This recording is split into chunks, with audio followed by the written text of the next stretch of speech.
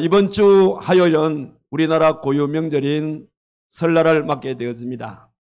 매년 이맘때가 되어지면 수많은 사람들이 고향을 방문하기 위해서 귀경길에 오르시게 되어지는데, 오늘 제가 아침에 인터넷 뉴스를 들어보니까 이 코로나 전국, 특히 오미크론이라는 것이 확산되고 있는 이런 환경 가운데서도 작년에 그래서 그런지 모르겠지만 금년은 기필코 그래도 내가 고향은 다녀와야겠다 하고 고향 귀경길에 오르실 분들이 얼마나 되냐면 787만 7천 명이요.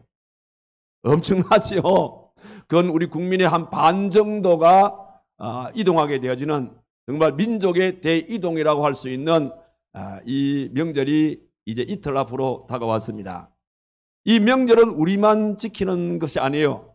우리 이웃나라 중국 같은 나라도 오늘 이 설날을 일컬어서 그들은 춘절이라 그래요. 춘절이라 그러는데 지금 중국은 조만간에 이제 곧 머지않아서 동계 올림픽이 열리게 되어집니다. 그래서 중국 당국에서도 가급적이면 가족과 함께 춘절을 지키라 그렇게 얘기하고 있지만은 또 뉴스를 들어보니까 중국은 이번 춘절에 이동 인구가 약 30억 정도 되어진다. 중국의 인구가 13억이거든요. 어떻게 30억이라는 이런 숫자가 나오느냐? 바로 그것은 중국은 춘절을 15일 동안 지킵니다. 그러니까 15일 동안 이동 인구를 치보게 되어지면 한 30억 정도 되지 않겠는가? 그렇게 해서 어쨌든 중국도 춘절을 지키는데 세계적으로 설을 지키는 나라는 세 나라밖에 없습니다. 이럴 때면 우리나라하고 중국하고 그 다음에 베트남이 이 설을 지키게 되어집니다. 이 세 나라가 설을 지키게 되어지는데 아무튼 민족의 대이동이 시작이 되어졌고, 그래서 이번 설날 특별히 우리 믿음의 성도들이 설을 맞게 되어질 때에 우리가 이 설날을 어떻게 보낼 것인가, 아마 여러분 마음속에 굉장히 아마 의문이 될 것 같아요. 그래서 오늘 말씀의 제목을 설 명절을 보내는 성도의 자세, 이런 말씀의 제목으로 함께 잠시 말씀을 나눌 때에 이번 설 명절을 보내실 때에 오늘 말씀이 큰 도움이 되시기를 바랍니다. 우리나라가 이렇게 설 명절을 아주 귀하게 여기고 잘 지키듯이 성경 속에 나타나고 있는 이스라엘 나라도 역시 마찬가지로 명절을 지킵니다. 이스라엘은 1년에 3대 명절을 지키는 겁니다. 우리가 잘 알듯이 유월절, 그 다음에 칠칠절, 그 다음에 장막절, 이런 세 절기를 지키게 되어지는데 이 세 절기 가운데서 이스라엘 사람들이 가장 큰 명절로 그들이 꼽는 날은 언제냐면 바로 유월절입니다. 여러분, 유월절이 무슨 날이죠? 유월절은 430년 동안 이스라엘 백성들이 애굽에서 종살이 하다가 하나님의 특별한 은혜 속에서 10가지 재앙 가운데서 장자의 재앙을 통해서 그들이 애굽 땅에서 출애굽을 하게 되어지는, 그러니까 구속사와 연결되어지는, 구원받게 되어지는 이런 일들이 바로 유월절에 일어난 사건인 것입니다. 그래서 이스라엘 백성들은 이 유월절을 굉장히 소중하게 생각하게 되어지고, 그래서 유월절이 되어지면 이스라엘 나라는 대민족의 대이동이 이루어지는 겁니다. 그런데 우리들도 명절을 맞게 되어지면 민족의 대이동이라 말을 하는데, 이동은 이동인데 어디로 이동을 하는 것인가? 우리나라 사람들은 설 명절을 맞게 되어지면 어디로 이동을 합니까? 고향으로 이동을 하지요. 그런데 이스라엘 사람들은 이렇게 그들의 대명절인 유월절을 맞게 되어지면 어디로 이동을 하냐면 예루살렘으로 이동을 하는 겁니다. 그러니까 우리나라 사람들은 고향을 찾는 반면에 이스라엘 사람들은 하나님 성전을 찾아서 명절을 지키게 되어지는 겁니다. 일반적으로 우리나라 사람들이 설 명절 그렇게 힘든 고향길이지만 기필코 설날은 고향을 다녀와야겠다 생각하고 고향을 찾게 되어져서 고향을 찾아서 하는 일들이 주로 뭡니까? 고향을 찾아가 가지고 먼저 부모님들을 찾아뵙고 또 명절날 설날 아침에 세배를 하지요. 세배를 드리고 또 예수 안 믿는 사람들은 차례를 모시게 되어지고, 차례가 끝나게 되어지면 성묘를 가게 되어지고, 뭐 성묘가 끝나게 되어지면 이제 명절 때 뭐 아이들은 연날내기도 하고 팽이치기도 하고 이런 걸 하지 않습니까? 그리고 어른들은 뭐 합니까? 고스톱 하지요. 고스톱 하기도 하고 하도치기도 하고. 그러고 끝나고 집으로 돌아오는 겁니다. 그러니까 우리나라의 설날을 우리가 단편적으로 우리가 한번 정리해 보게 되어지면 설 명절 그렇게 힘들어 고향에 왜 가느냐? 결국은 노름하기위해서 갔다 오는 거예요. 갔다 오는 것은 노름하고 돌아오는 겁니다. 거기에 반해서 이스라엘 사람들은 대명절인 유월절을 고향을 찾는 것이 아니라 하나님 성전을 찾게 되어지고 그들은 거기서 뭐 합니까? 그들은 거기서 하나님 앞에 예배를 드리게 되어지고 그들의 대안은 하나님 말씀을 중심으로 해서 하나님께서 우리들에게 이런 역사를 베풀어 주셨고 우리가 이런 민족 속에서 그 말씀을 가지고 그들은 일주일 동안 서로 얘기합니다. 그러면서 그들은 일주일 동안 얘기할 때에 그들이 출애굽을 하게 되었을 때에 10가지 재앙 속에서 그들이 구원을 받게 되어지고 출애굽하게 되어질 때에 마지막 그들이 먹은 빵이 뭡니까? 누룩을 넣지 않는 빵이잖아요. 누룩을 넣지 않은 빵을 먹는 거예요. 그러니까 그때를 기념해서 이 이스라엘 사람들은 유월절을 지키게 되어지면 예루살렘 중심으로 해가지고 그들이 일주일 동안 하나님 앞에 그 은혜를 생각하면서 감격, 감사하는 그런 삶을 살게 되어지는데 그 일주일 동안 그들이 먹는 빵은 바로 누룩을 넣지 않는 빵을 먹는 거예요. 그래서 이 일주간 누룩을 넣지 않는 빵을 먹는 이 일주간을 이끌어서 무교절이라, 누룩을 넣지 않는 빵을 일주일 동안 먹는데 무교절이라 해서 그들은 유월절과 더불어서 무교절을 그렇게 지키게 되어진다는 겁니다. 자, 지금 사도 바울은 이와 같은 명절을 배경으로 해서 오늘의 이 말씀을 하고 있다는 사실이에요. 사도 바울이 고린도 교회를 향해서 그런 배경 속에서 하신 말씀 중에 오늘 첫 번째 말씀이 뭡니까? 6절의 말씀 보니까 너희가 자랑하는 것이 옳지 아니하도다. 적은 누룩이 온 덩어리에 퍼지는 것을 알지 못하느냐. 그러다가 8절의 말씀 이런 말씀을 하십니다. 이러므로 우리가 명절을 지키되, 이 명절은 유월절을 말하는 거죠. 명절을 지키되 묵은 누룩으로도 말고 악하고 악의에 찬 누룩으로도 말고 누룩 없이 오직 순전함과 진실함의 떡으로 하자. 이렇게 제의를 하고 있는 말씀인 겁니다. 이건 무슨 말씀인가 하면요, 그 당시에 고린도 교회는 알게 모르게 고린도 도시에 악영향을 받고 있었던 겁니다. 여러분, 고린도 도시는 어떤 도시입니까? 그 당시에 무역의 도시요, 항구의 도시요, 금융의 도시요, 가장 경제력이 있는 그 도시가 바로 고린도 도시입니다. 개인이든 가정이든 국가든 간에 경제력이 좀 여유가 있게 되어지면 이상하게 그 있는 경제력을 좀 잘 선용하면 되겠는데 악한 쪽으로 그 방향으로 나가더라 이 말입니다. 고린도 도시도 예외는 아니었습니다.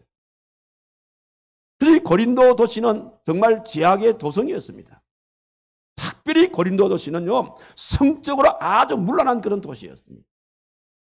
뭘 봐 알 수 있냐면, 여러분들 이 고린도 도시를 보게 되어지면 거기에 아크로 고린도 언덕이 있어요. 이 아크로 고린도 언덕이라는 것은 뭐냐면 해발 5,650m 정도에 있는 큰 안반 덩어리입니다.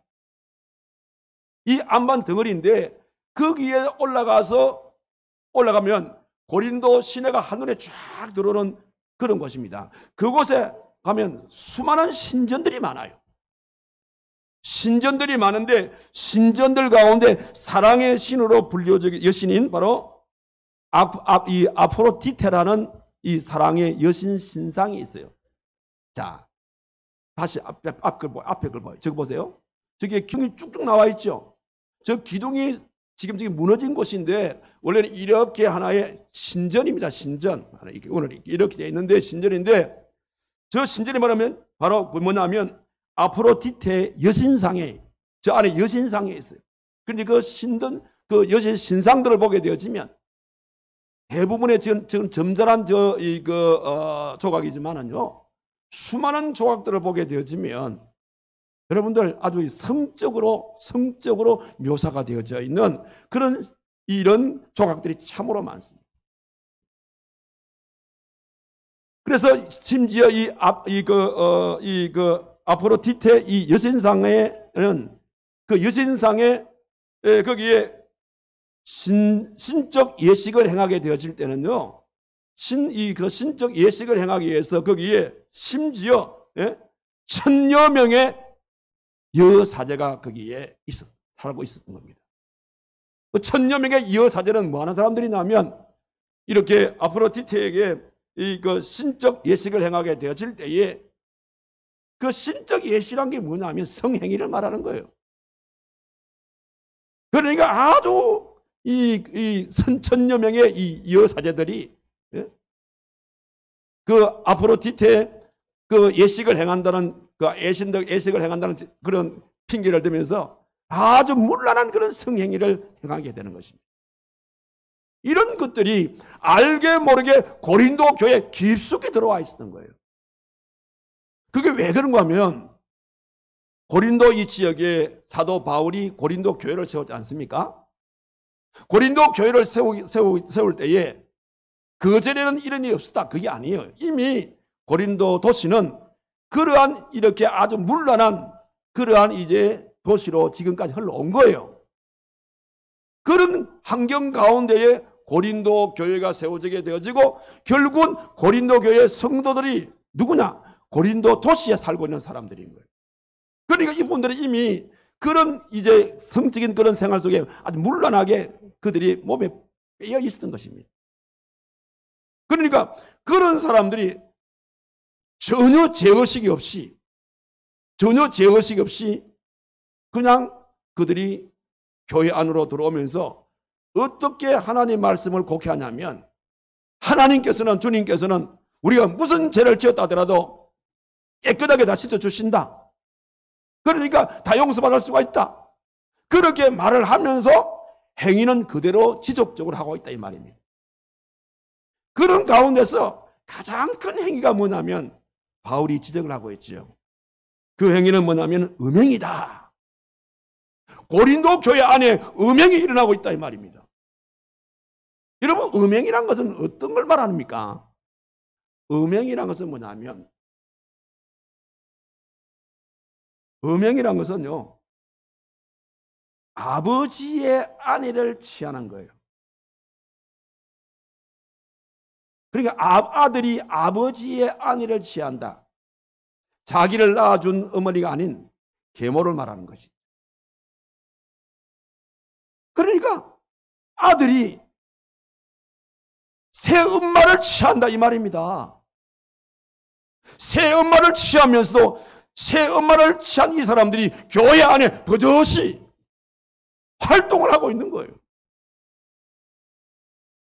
지금 이 부분을 사도 바울이 예리하게 꼬집는 겁니다. 그래서 6절에 너희가 자랑하는 것이 옳지 아니하도다. 적은 누룩이 온 덩어리에 퍼지는 것을 알지 못하느냐.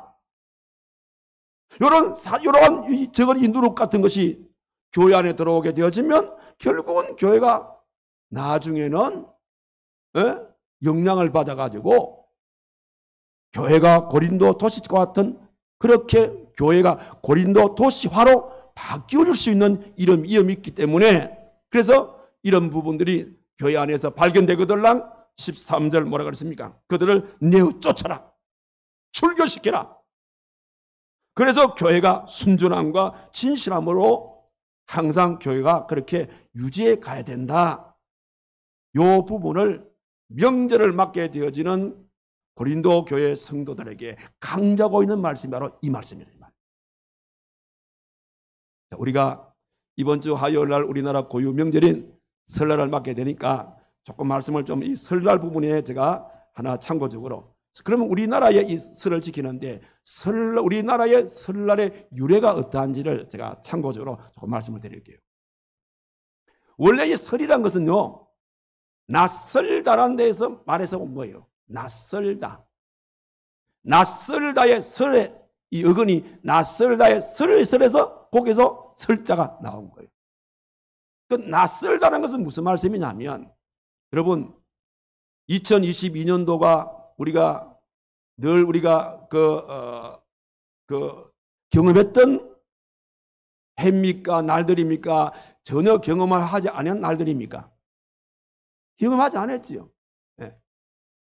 우리가 작년 이맘은 2021년도에 그 해의 이날이지 작년에 이날이 2022년도의 날이 아니에요. 그러니까 항상 우리가 맞게 되는 이날은 낯선 날이라 한 번도 경험해 보지 못한 날이라 이 말입니다. 그리고 이날은 위치를 보게 되어지면 무근해와 새해에 어중중하게 있는 날이 바로 그 날이에요. 그래서 이 낯선 날에 설자를 뽑아가지고 설날을 만든 거예요. 이 설날에는 이것은 또 우리나라의 역사를 보면 설날이 언제부터 그러면 우리나라에서 지켜지게 됐냐. 이 부분을 알기 위해서는 여러분 삼국시대까지 올라가야 됩니다.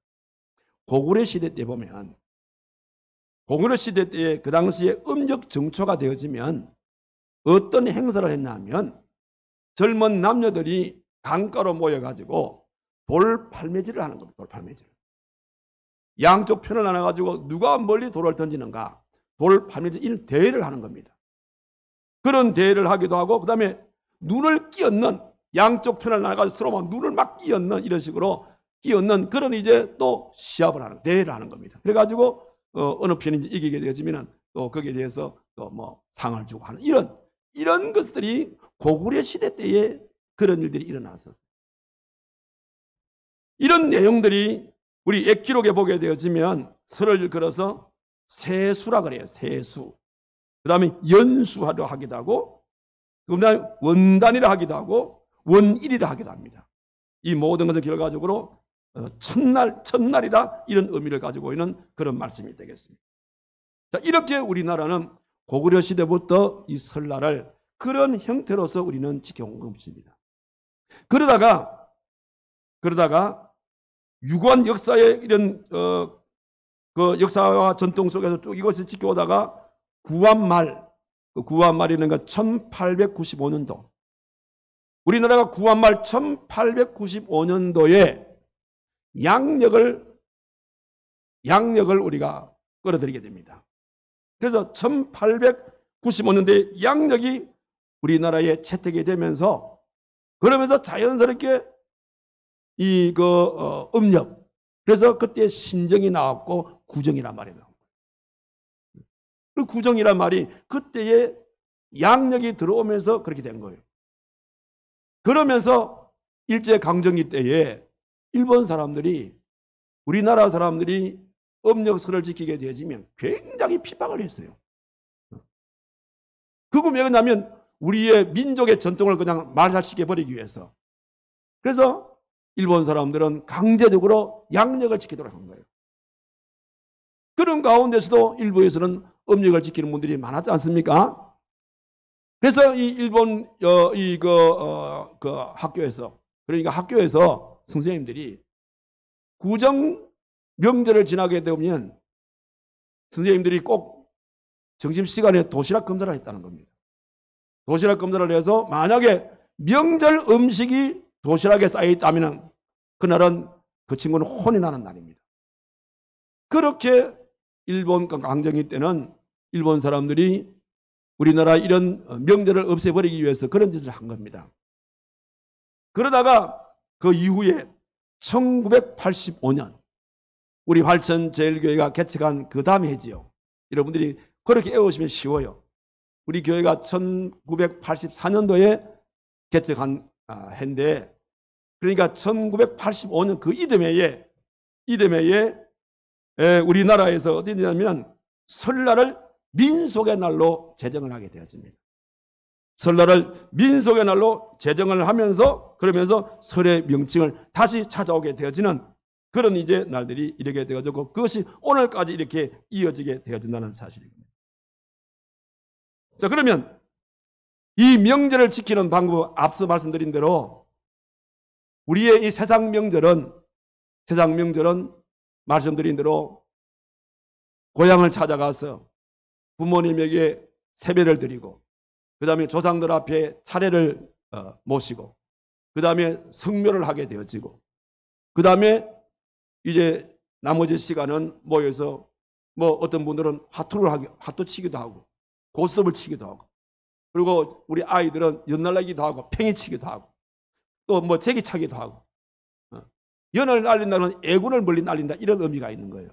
널뛰기에 또 하지 않습니까? 널뛰기를 왜 하냐면 널뛰기는 뭐냐면 그 당시에 우리 여성들은 이 바깥 나들이를 뭐 우리 옛날 그 시대는 원화로 했답니까? 널뛰기를 왜 하냐면 널을 뛰면서 담장 밖의 내용을 보도록 하기 위해서 그래 널뛰기를 했다는 거예요.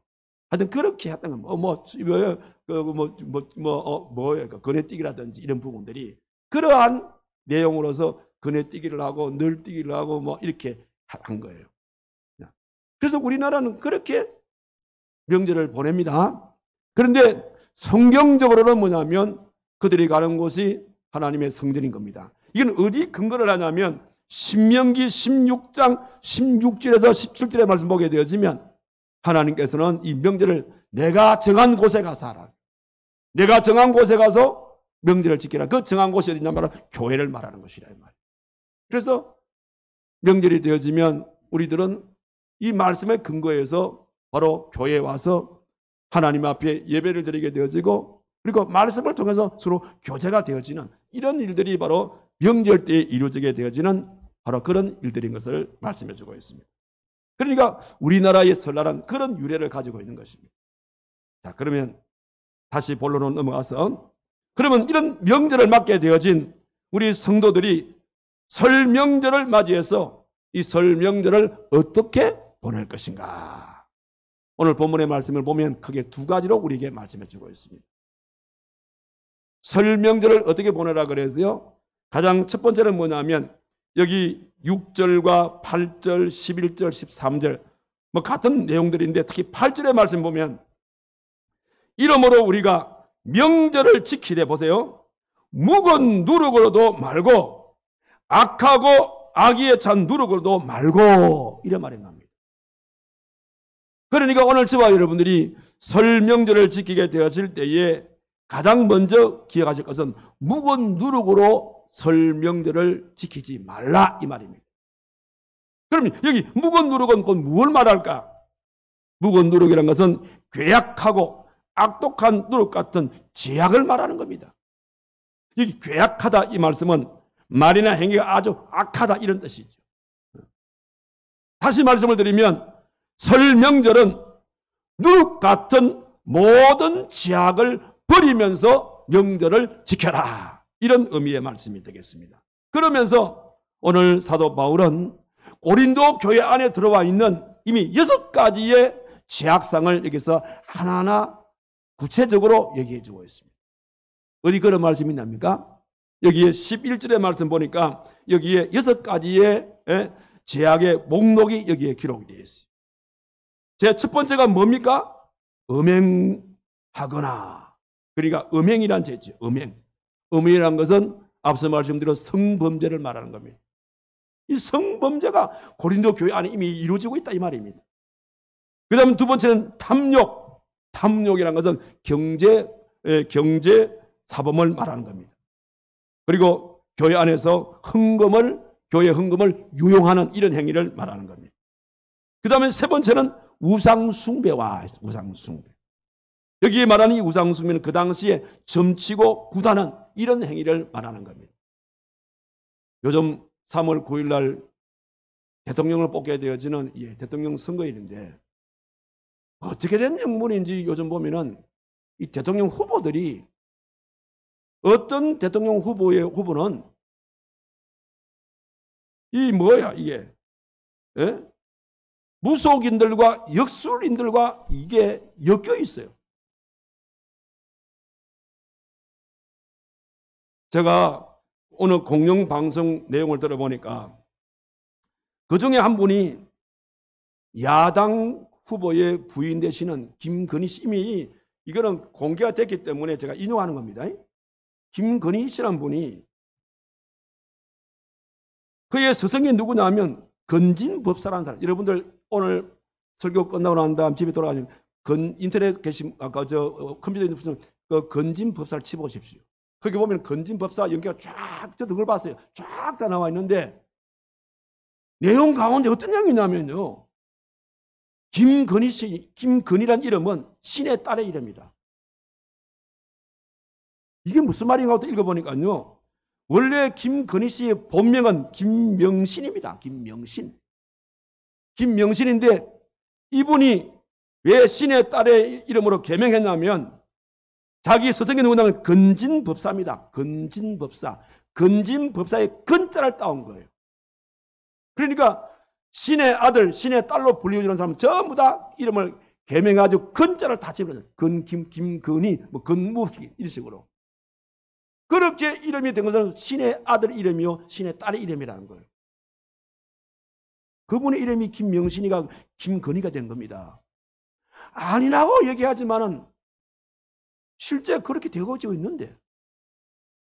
지난번에 뭐 이 손바닥에 왕자 이것도 다 이게 건진법사가 다 연기가 되어 있더라고요. 심지어는 어느 분은 그분이 국가부로 1억을 주었다. 건진법사가 속해 있는 거기에 1억을 주었다. 국가부로. 그런 얘기도 기록되어 있더라고요. 만약에 이게 사실이라면요. 우리 성도를 정신 차려야 됩니다. 저는 여당, 야당이 문제가 아닌 거예요. 우리 성도들이 잘못하게 되어지면 어느 한쪽에 쏠리게 되어지면 이것까지 우리가 무시해버리는 경우가 있는 겁니다. 여러분 우리 교단은요. 신사참배를 반대해서 세운 교단입니다. 우리 교단이 가장 경시에 여기는 것이 뭐냐면 우상숭배예요. 우상숭배. 우리 하나님께서 10가지 계명을 주실 때에도 제1계명이 뭡니까? 내 앞에 다른 신을 두지 말라는 겁니다. 만약에 이것이 사실이라고 그러면 앞으로 심각한 문제도 일어날 수가 있는 거예요. 여러분들이 잘 판단하셔야 됩니다. 고린도 교회 안에도 이와 같은 우상들이 비일비재했다 이 말입니다. 그래서 그거 하고 그 다음에 뭐예요? 모욕. 모욕이라는 것은 뭐냐면 타인에게 욕설이나 비방하는 것. 이것도 어느 또 그 후보가 또 연루가 되어 있더라고. 한 후보는 무당에 연루가 되어 있고 한 후보는 욕설에 연루가 되어 있어요. 그런데 그 얘기를 또 제가 인터넷에 검색을 해보니까 그 욕설의 발달이 어떻게 됐냐면 집안 사는데 보니까 자기 돌아가신 형님이 자기 어머니에 그렇게 못쓸 욕을 한 거예요. 그 얘기를 모 후보가 그걸 그대로 형님이 어머니한테 그런 욕을 하면 내가 형수한테 내가 이런 욕을 된단 말이에요. 해라 하지요 해가지고 그대로 해본 거예요. 앞뒤 잘라버리고 요한 그거만 녹화하는 겁니다. 그거는 자기 큰형이 거기에 대해서 동생 말이 맞다는 겁니다. 동생의 말을 지어낸 말이 아니고 자기 밑에 동생이 어머니한테 그런 무리한 욕을 했다는 겁니다. 그게 화가 난 동생이 형수한테 내가 형수한테 이런 말 이렇게 해도 된다 그럼 되나 이렇게 해가지고 해라 그래 한 거예요. 어쨌든지 간에 공인이 이런 일로 구설스러운 것 자체는 나쁜 거예요. 지금 고린도 교회 안에 이런 모욕하는 행위들이 많이 일어났고 그 다음에 술 취함. 여기 술 취함이라는 것은 뭐냐면 완전히 술에 만취가 되어져서 주저가는 자들을 말하는 것이고 그 다음에 토색이라는 것은 착취하고 강탈해가는 이런 행위를 말씀을 하는 겁니다. 자, 이런 것들이 고린도 교회 안에 버젓이 지금 자행되고 있다 이 말입니다. 여러분 만약에 고린도 교회 안에 이렇게 버젓이 자행되고 있는 이런 일들이 오늘날 우리 교회 안에서 일어난다면 우리 교회가 어떻게 했습니까?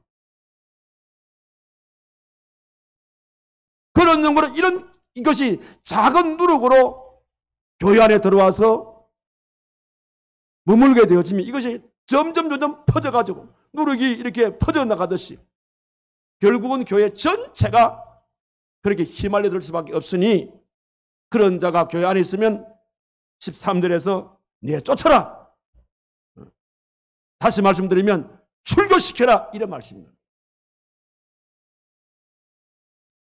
출교시켜서 그래서 교회의 이런 묵은 누룩을 다 그냥 제거시켜 교회를 온전하게 보존할 것을 명절을 맞이할 때에 사도 바울이 이 이스라엘 백성들에게 그렇게 얘기하고 있는 것입니다. 특히 고린도 교회 교우들에게 그렇게 말씀을 하고 있다는 사실입니다. 그런데 우리가 한 가지 기억하실 것은 이 누룩의 얘기를 하니까 여러분 누룩 자체가 전부 나쁜 건 아닙니다. 자, 마태복음 말씀을 읽어보게 되어지면 거기에 우리 하나님께서 우리 주님께서 누룩의 얘기를 하십니다. 어디 그런 말씀이 나오냐면 마태복음 13장 33절의 말씀 보니까 우리 주님이 이렇게 말씀하십니다. 천국은 마치 여자가 가루 서말 속에 갖다 넣어 전부 부풀게 한 누룩과 같으리라. 이 말씀 속에서 우리 예수님께서는 천국의 누룩, 복음의 누룩, 구원의 누룩, 이 누룩에 대해서 말씀하시면서 그러면서 세상의 누룩은 제거하고 막고 없애고 태워야겠지만은 천국의 누룩, 복음의 누룩은 우리 가정과 우리 지역과 우리나라의 세계를 향해서 더욱더 부풀게 하도록 그렇게 해야 된다. 그렇게 말씀하고 있는 내용인 것입니다. 한번 따라 합시다. 지금 우리는 다 같이 한번 큰 소리로 지금 우리는 전쟁 중에 살고 있다. 뭐 중에 살고 있다고요? 무슨 전쟁? 지금 우리는 영적 전쟁 중에 살고 있는 거예요. 여러분, 빛은 아무리 더러운 곳을 통과해도 절대적으로 빛은 오염되지 않습니다. 빛이 아무리 지저분한 그런 구름더미를 지나간다 하더라도 절대적으로 빛은 오염되지 않습니다. 그런데 하나님께서 오늘 저와 여러분들을 향해서 뭐라 그랬습니까? 마태복음 5장 14절 보니까 너희는 세상의 빛이라고 그랬어요. 마태복음 5장 16절에서는 너희 빛을 사람 앞에 비치게 하라. 그렇게 말씀하셨고 사도 바울도 에베소서 5장 8절과 9절에 말씀 보니까 너희가 전에는 어둠이더니 이제는 주 안에서 빛이라. 빛의 자녀들처럼 행하라. 빛의 열매는 착함과 의로움과 진실함이라. 이렇게 말씀하시면서 오늘 저와 여러분들에게 하나님께서 우리에게 복음의 누룩을 우리에게 주신 겁니다.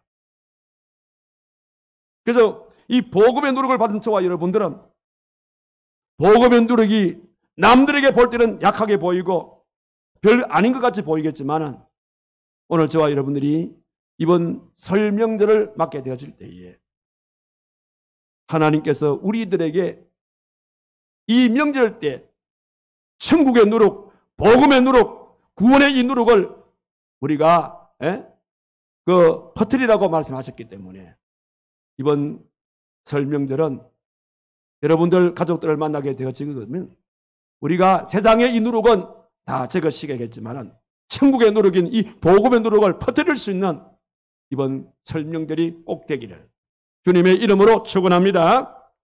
그 다음 또 한 가지는 무엇인가 하면 이렇게 우리가 설 명절을 통해서 누룩 같은 우리의 모든 죄악들은 다 버리겠지만은 그러나 우리의 일생 동안 순전하고 진실함을 우리가 항상 우리의 생활 속에 실천하며 살 것을 말씀해 주셨습니다. 그런 맥락에서 오늘 8절 하반절을 보니까 오직 순전함과 진실함에 떡으로 하자. 오늘 성경은 그렇게 전하고 있음을 보게 되어집니다. 자, 이 말씀을 통해서 볼 때에 우리가 이 말씀은 소극적으로는 죄를 멀리하겠지만은 적극적으로는 순전하고 진실하게 살아가라. 이런 의미의 말씀이 되겠습니다.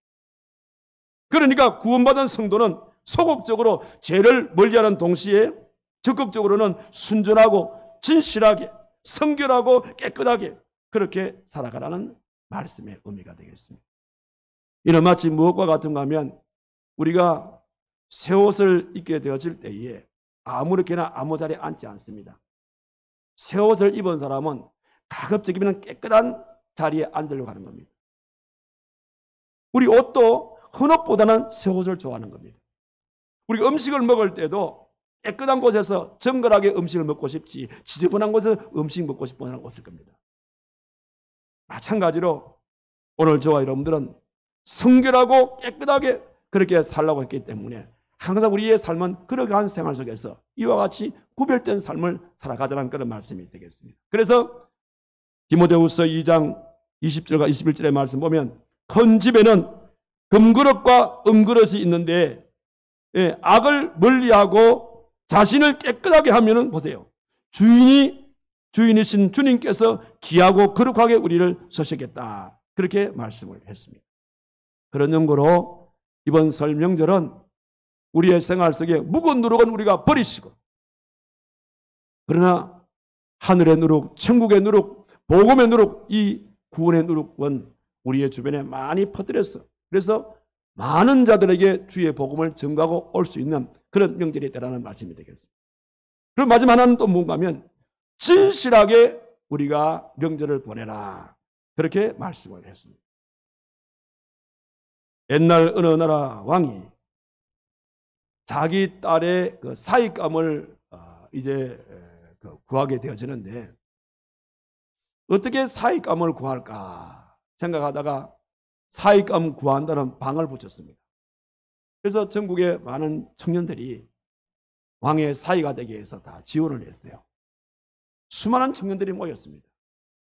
그때의 왕은 모인 모든 그 청년들한테 꽃씨를 다 하나씩 다 줬어요. 씨를 다 줬어요. 씨를 주면서 너희들은 몇 날 며칠까지 이 씨를 정성껏 잘 키워서 아름다운 꽃을 나에게 가져오너라. 그래서 그 꽃을 가지고 심사를 하겠는데 가장 아름답고 좋은 향기로운 꽃을 잘 갖고 온 사람을 내 사이로 내가 그렇게 맞이하겠다. 그러니까 이 총각들의 마음이 얼마나 설레겠습니까? 그래서 꽃씨를 받아간 이 총각들이 정말 지극정성으로 나름대로의 꽃씨를 잘 갖고 있습니다. 드디어 정한 날이 되어졌습니다. 모든 총각들이 화분에 키운 그 꽃을 가지고 임금님에게 왔어요. 임금님이 심사를 합니다. 쭉 보니까 진짜로 이 청년들이 너무너무 꽃을 너무너무 아름답게 잘 키웠어요.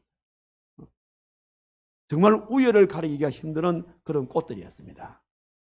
그런데 맨 마지막에 서 있는 한 청년이 빈 화분을 또 가지고 왔어요. 그래서 임금님께서 청년에게 다가가 물었어요. 이복의 청년, 자네는 어찌 빈 화분을 이렇게 들고 왔는가? 이렇게 물으니까 청년의 나말이 임금님께서 하사하신 그 꽃씨를 가지고 정성을 다해서 내가 물을 주고 정말 정성을 다해서 가꿨는데 이상하게 싹도 나지 않습니다. 오늘이나 내일이나 싹이 나겠지 하고 정성을 다했는데 결국은 오늘까지 싹이 나지 않아서 이렇게 빈 화분을 들고 왔습니다. 이러니까 임금님이 빙긋 웃으면서 그 청년을 합석하게 됐어요. 자네가 진짜네. 자네가 진짜네. 이라는 거예요. 그러면서 하신 말씀이 여봐라. 내가 자네들에게 나눠준 꽃씨는 싹이 돋지 않는 꽃이야. 싹이 돋지 않는 꽃씨를 나눠줬는데 너희들은 전부 다 이렇게 아름답게 꽃을 피운 이 꽃을 가져왔잖아. 다 거짓이야. 하시면서 싹을 틔우지 못한 빈 화분을 들고 온 그 사람을 자기의 사이로 맞이했다는 거예요. 무엇을 얘기하는 겁니까? 진실함을 말하는 거예요. 여러분, 참된 그리스도인의 특징이 뭔 줄 아세요? 참된 그리스도인의 특징은 그 안에 속임수가 없는 겁니다. 감추이거나 숨기거나 정직하지 못하거나 위선적이나 외식적인 이런 것이 전혀 없는 것입니다. 모든 것이 사실 그대로 있으며 있는 그대로 투명하게, 명료하게, 이렇게 진실한, 이것이 참된 그리스도인의 진정한 특징이라 이 말이에요. 그런데 오늘날 이런 그리스도인들을 찾아보기가 그렇게 많지 쉬운 일이 아닌 것 같아요. 오죽했으면 시편 12편 1절과 2절에 보니까 그런 말이 있지 않습니까? 여호와여 도우소서, 경건한 자가 끊어지며 충실한 자가 인생 중에 없어지로소이다. 이 땅에 결과적으로 경건한 자가 사라지고 충실한 자가 점점 사라지게 되어지는, 이건 곧 무엇을 말하냐면 진실이 사라지고 있는 이런 시대가 우리가 살고 있는 이런 시대라 이 말입니다. 그러나 명절을 맞게 되어진 저와 여러분들에게 우리 하나님께서 주시는 말씀을 하면, 그렇다 할지라도, 세상은 그렇다 할지라도 너희들은 어떤 환경 가운데서도 늘 하나님 앞에 진실하게 살아가라 이 말입니다. 이것이 설 명절을 맞게 되어진 우리 믿음의 성도들이 설 명절을 지킬 우리의 아름다운 자세인 것을 오늘 바울은 말씀해 주고 있습니다. 그런 연고로 이번 설 명절은 바울의 이 금연처럼 무거운 누룩 같은 우리의 6가지 모든 죄악들은 다 버리시고 천국의 누룩을 퍼뜨리는 그런 이제 이번 명절이 되기를 바라고, 그리고 순전하고 진실함으로써 이 명절을 세는 저와 여러분들이 되기를 주님의 이름으로 축원합니다. 기도하겠습니다. 은혜로우신 살아계신 하나님 아버지, 오늘도 귀한 말씀을 통하여서 이번 설 명절을 어떻게 우리가 셀 것인지 말씀으로 조명해 주신 것 너무나도 감사를 드립니다. 고린도 교회가 명절을 지킬 때에 그들은 무거운 누룩을 통해서 명절을 지키려고 했을 때에 그 무거운 누룩들을 다 버리게 되어지고 온전히 순전함과 진실함으로써 명절을 지킬 것을 말씀해 주셨습니다. 오늘 이 말씀은 명절을 앞두고 있는 우리 사랑하는 성도들에게 주신 주님의 귀한 말씀인 줄 믿습니다. 명절을 앞두고 있는 저들의 생활 속에 혹이라도 오늘 하나님께서 말씀을 통해서 지적하고 있는 이런 6가지 죄악이 우리의 생활 속에 아직도 남아있다면 이번 명절을 통해서 철두철미하게 이 모든 것을 다 버리게 하시고 순전함과 진실함을 통해서 이 명절을 잘 보내게 하시고, 그리고 그 속에 복음의 누룩, 천국의 누룩을 우리의 이웃들에게, 우리 가족들에게 마음껏 퍼뜨리고 돌아올 수 있는 축복의 설 명절 되도록 하나님께서 크게 축복하여 주시옵소서. 예수님의 이름으로 기도하옵나이다. 아멘.